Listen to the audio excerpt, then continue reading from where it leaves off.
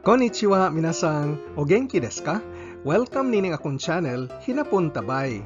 Nining lisuna atong tukyon unsaon pag-ekspresar og mga desisyon. Akong nadesisyonan nga mobuhat ani, koto ni suru. Og nadesisyonan sa ubang tawo nga mobuhat ana, koto ni naru.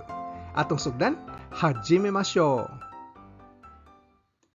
Nining lisuna, imong makatunan unsaon pag-ekspresar sa mga desisyon nga ikaw mismo mohimo.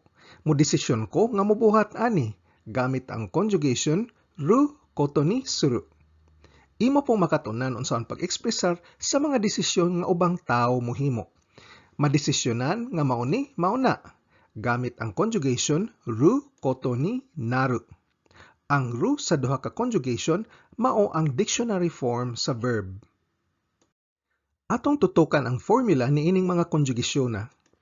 Sa ru koto ni suru, ang ru nga parte mao ang verb clause nga mosulti unsay imong desisyonan buhaton.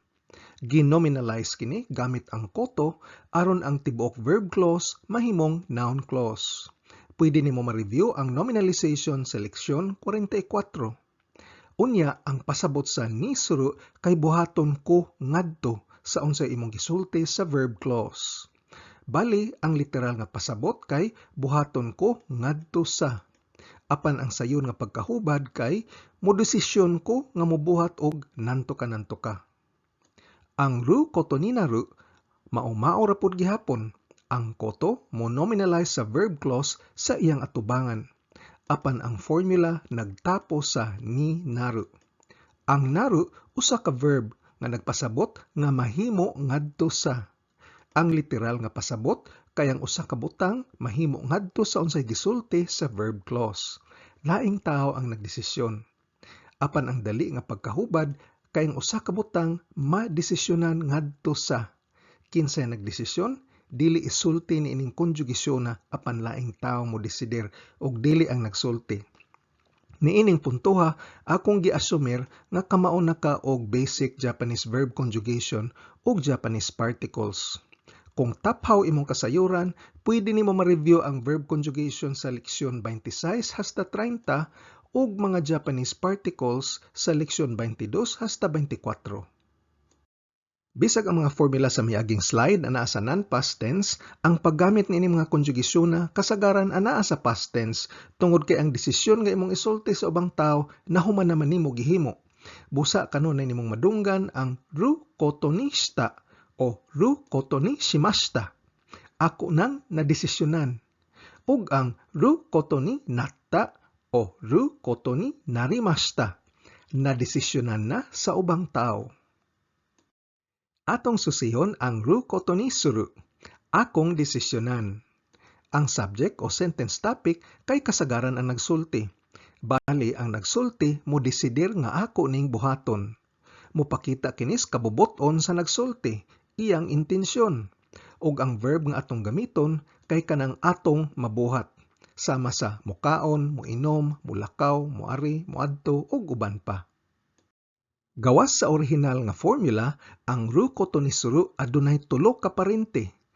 Pag-ingon mo desider ko nga dili mobuhat, ang formula mausab ngadto sa nai koto ni suru. Ang verb nga anaa sa subordinate clause mo'y atong i-conjugate ngadto sa negatibo ug dili ang suru nga anaa sa katapusan.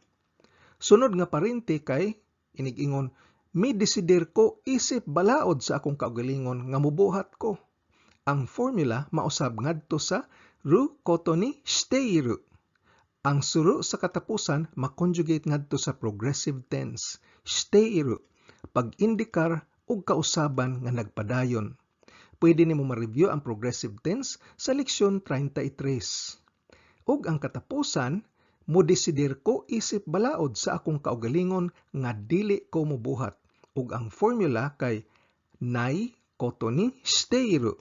Sa mas miagi, ang verb sa subordinate clause usbon ngadto sa nai form ug ang verb sa katapusan kay shiteiru nga progressive tense. Ang ikatulo ug ikaupat mo'y gamiton pag-ekspresar og mga personal resolutions o mga kausaban nga padayon nimong buhaton o gibuhat. Karon atong tutukan ang ru koto ni naru. Madesisyonan sa ubang tao nga nanto ka.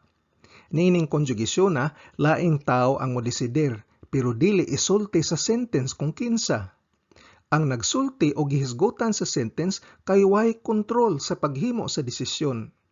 Apan kung aduna man gani kontrol sa paghimo sa desisyon, gamito ning konjugasyon na sa nagsulti aron pagpakita og pagpaubos. Kusog kaayo mo gamit ang mga Hapon niini, labi nas pagtaktak og tawo sa trabaho. Mao ni gamiton sa imong amo nga nadesisyonan kuno ka nga i-lay off bisag siya ra gud nay nagdesidir. Gamit pud ni kaayo kung aduna kay sugo nga lisod buhaton aron dili mabasol ang nagsugo.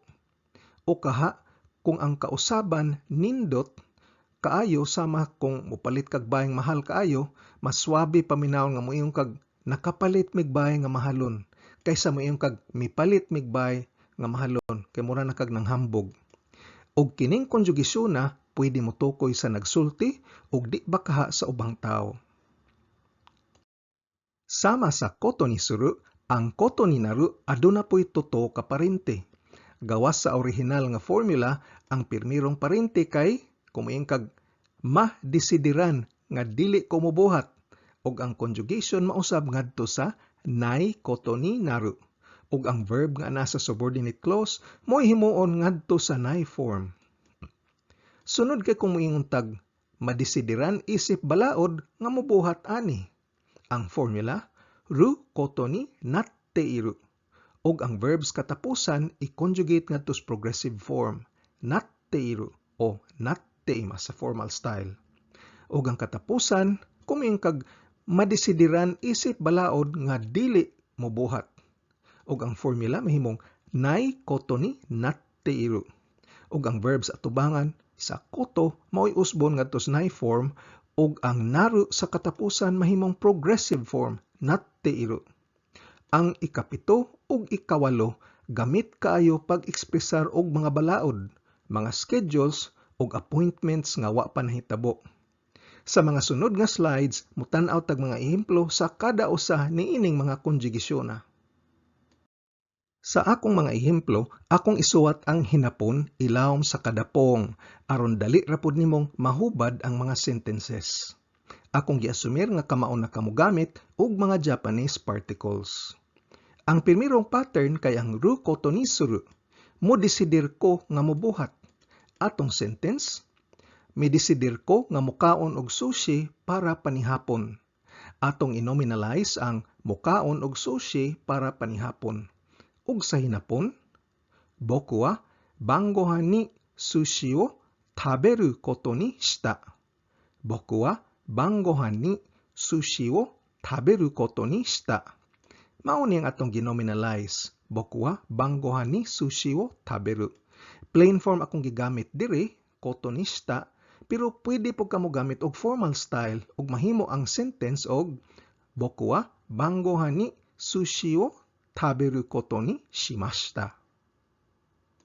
Sunod nga ehemplo, nadesidiran nga mutuon kog hinapon sa universidad. Atong inominalize ang mutuon og hinapon sa universidad. Busa ang hubad, watashi wa daigaku de nihongo o benkyou suru koto ni shimashita. Watashi wa daigaku de nihongo o benkyou suru koto ni shimashita. Mauning atong ginominalize. Og formal style akong gigamit, apan kung plain style imong gusto, moingon kag boku wa daigaku de nihongo o benkyou suru koto ni shita. Og katapos ang ehemplo ni ining pattern, ang sentence, modesidir ta nga mopalit og bag-ong auto. Atong inominalize ang mopalit og bag-ong auto. Og sa hinapon, atarashi kuruma o kau koto ni shimashou. Atarashi kuruma o kau koto ni shimashou. Dire, atong gi-conjugate nga ang ending gikan sa suru ngadto sa shimashou. Pag-ekspresar og imbitasyon, mamalit ta. Pwede nimo ma-review ang paghimo og imbitasyon gamit ang mashou conjugation sa leksyon 34. Ang sunod nga pattern kay nay koto ni suru. Atong sentence, Midesidir ko nga di mutanaw og TV karong adlaw. Inominalize nato ang di mutanaw og TV karong adlaw. Sa hinapon, boku wa kyou terebi o minai koto ni shita. Boku wa kyou terebi o minai koto ni shita.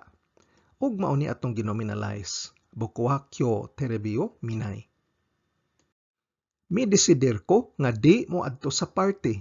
Atong inominalize ang di mo adto sa party. Og sa hinapon, watashi wa party e ikanai koto ni shimashita. Watashi wa party e ikanai koto ni shimashita.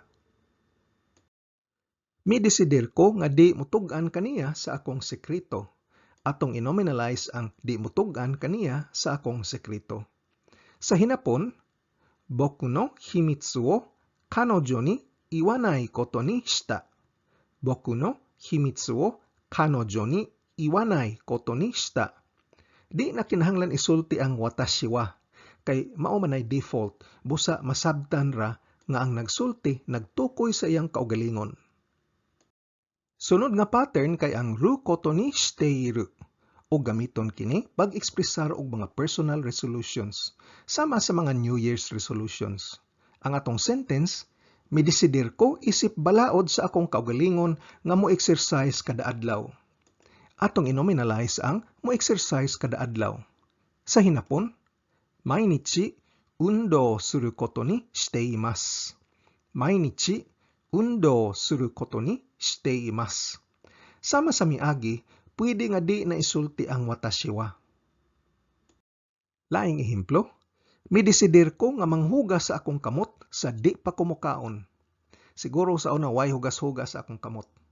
Atong inominalize ang manghugas sa akong kamot sa di pa mukaon. Og sa hinapon moingon tag, taberu mae ni te o arao koto ni shiteimasu. Taberu mae ni te o arao koto ni shiteimasu. Ang rumay ni conjugation mo ekspresar og sa di pa mobuhat og pwede nini mo ma-review sa leksyon 35. Katapusang ehemplo, midesidir ko nga mutan-aw sa lokal nga balita kada gabii. Atong inominalize ang mutan-aw sa lokal nga balita kada gabii. Sa hinapon, maiban jimoto no news bangumi o miru koto ni shiteiru. Maiban jimoto no news bangumi o miru koto ni shiteiru. Sunod nga pattern kay ang nai koto ni shiteiru. Mo ekspresar kini og mga personal resolutions nga sugod karon dili na ninako buhaton. Atong sentence, midesidir ko nga sugod karon di na ko moinom og makahubog nga ilimnon. Atong inominalize ang di na ko moinom og makahubog nga ilimnon. Og sa hinapon ang hubad, osake o nomanai koto ni shiteiru. Osake o nomanai koto ni shiteiru. Sunod nga ehemplo, midesidir ko nga di na mopalit og mahalon nga sinina. Labi na karon tungod sa pandemya nga ang mga tawo nag-work from home na lang og di na kinahanglan mamostura para sa opisina. Atong inominalize ang di na mopalit og mahalon nga sinina. Sa hinapon, takai fuku o kawanai koto ni shiteimasu. Takai fuku o kawanai koto ni shiteimasu. Katapos ang ehemplo, nini nga pattern, midesidir ko nga di na ko mamakak. Ang mamakak sa hinapon kay usa ka set phrase, uso o tsuku. Og mauni ang atong i-nominalize, di na ko mamakak. Sa hinapon, uso o tsukanai koto ni shiteimasu. Uso o tsukanai koto ni shiteimasu. Ang sunod nga pattern kay ang ru koto ni naru. Desidiran nga nantoka. Atong sentence, na desidiran nga mointra ko sa universidad sunod tuig. Atong inominalize ang mointra ko sa universidad sunod tuig. Sa hinapon, boku wa rainen daigaku ni hairu koto ni narimashita. Boku wa rainen daigaku ni hairu koto ni narimashita. Ang koto ni naru, mupasabot nga laing tao ang nagdesisyon nga ako mointra sa universidad. Ako bakang ginikanan o ako lang gigamit ni nga pattern aron mapahiubsanon ko paminawon og wa ko nang hambog. Siguro akong ginikanan adunay kwarta mo pa eskwela nako ug di ba nakakuha kog scholarship o nakapasar ko sa entrance exam samtang ang naminaw nako iyang ginikanan di kasara mo pa eskwela niya. Uwa siya kakuha scholarship o siya kapasar sa entrance exam sa universidad. Sunod nga ehemplo, nadesisyonan nga mouli ko sa Japan sunod buwan. Atong inominalize ang mouli ko sa Japan sunod buwan. Ang hubad sinapon, Raigetsu Nihon ni kairu koto ni narimashita. Raigetsu Nihon ni kairu koto ni narimashita. Gipasabot dire nga ang nagdesisyon nga mouli ko sa Japan kay laing tao. Siguro akong ginikanan nga mao'y nipalit sa plane ticket. Laing ehemplo, nadesisyonan nga si Ms. Tanaka muda og sushi sa party. Inominalize nato ang si Ms. Tanaka muda og sushi sa party. Atong subject o topic kay laing tao ug dili ang nagsulti. Ang hubad sinapon, Tanaka-san wa pahati ni sushi o motte kuru koto ni natta. Tanaka-san wa pahati ni sushi o motte kuru koto ni natta. Ang paggamit sa ru koto ni naru nagpasabot nga ang naghimos desisyon kay di si Ms. Tanaka. Siguro iyang amo gisugo siya nga ikaw magdakag sushi. O ka ang grupo sa opisina, ikaw Tanaka ikay da sa sushi. Ang sunod nga sentence structure kay ang nai koto ni naru. Gidesisyonan nga di mubuhat. Atong sentence, gidesisyonan nga way mo gamit sa auto karong adlaw. Atong inominalize ang way mo gamit sa auto karong adlaw. Sa hinapon, Kyo dare mo kuruma o tsukawanai koto ni narimashita. Kyo dare mo kuruma o tsukawanai koto ni narimashita. Nadesisyonan nga di na namo ibaligya among bay. Atong inominalize ang di na namo ibaligya among bay. Sa hinapon, watashi tachi wa mou uchi o uranai koto ni narimashita. Watashi tachi wa mou uchi o uranai koto ni narimashita. Sa tinud-anay, ang nagsulti aduna siya kontrol nga ibaligya banyag di ang iyang kaugalingong balay. Pero gigamit niya ang koto ni naru para siya mapahiubsanon paminawon. Siguro gusto niya balibaran ang mopalit ug para di mahiubos nga di na niya dayunon og baligya ang bay, koto ni naru ang iyang gigamit. Katapusang ehemplo, nadesidiran nga ang mga bata di muduwa sa gawas tungod sa uwan. I-nominalize ang mga bata di muduwa sa gawas tungod sa uwan. Sa hinapon, ame de kodomo tachi wa soto de asobanai koto ni natta. Ame de kodomo tachi wa soto de asobanai koto ni natta. Sunod nga conjugation kay ang ru koto ni natteiru. Hinumdumi nga gamiton ning paterna pag-ekspresar og balaod, schedule o appointment nga wa pa nahitabo. Ang nagmandar kay kasagaran ang anaa sa poder, panglitan imong amo, ang tag-iya bas kompanya, gobyerno ba.